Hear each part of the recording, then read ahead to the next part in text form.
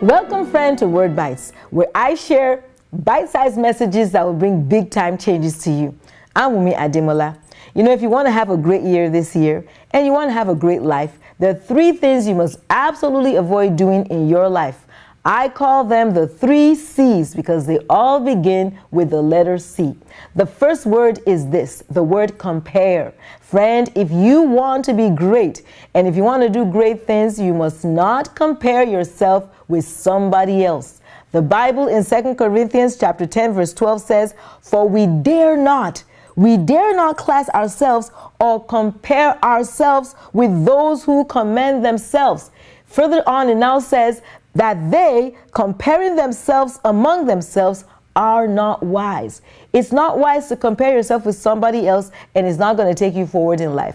Why? Because God has made you in a class all by yourself. He's giving you a unique gift. 1 Corinthians 7:7 says, each one of us has our own gifting from God.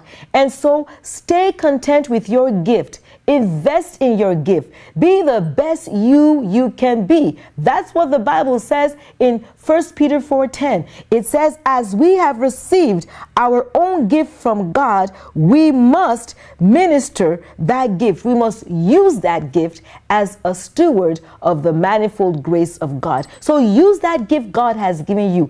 Be the best you. Focus on being the best you can be, and don't focus on what somebody else is doing.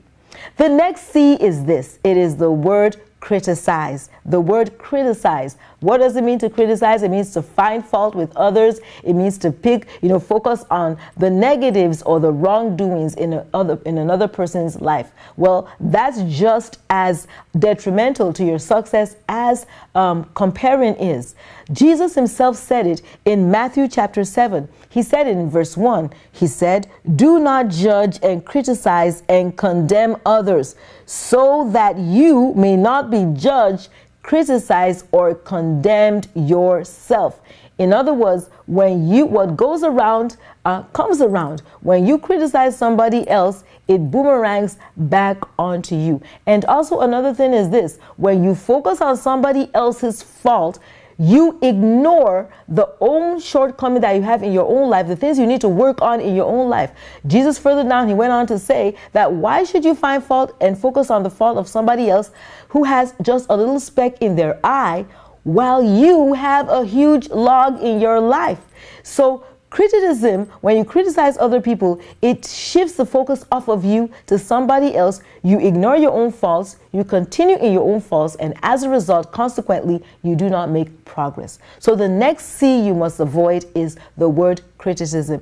Do not criticize other people.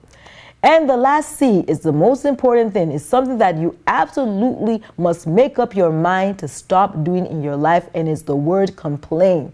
If you want to have a great year and you want to have a great life, you must never, ever complain, because somebody wisely said, if you complain, you remain. And that actually happened to the children of Israel. A whole bunch of them, about 1 million to be exact. They kept complaining about the food, complained about the food being monotonous, complained about the heat, complained about everything. They complained.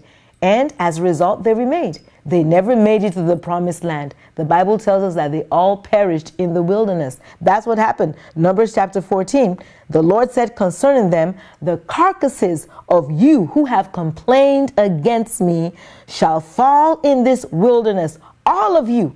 Everyone. Complaining always brings people down.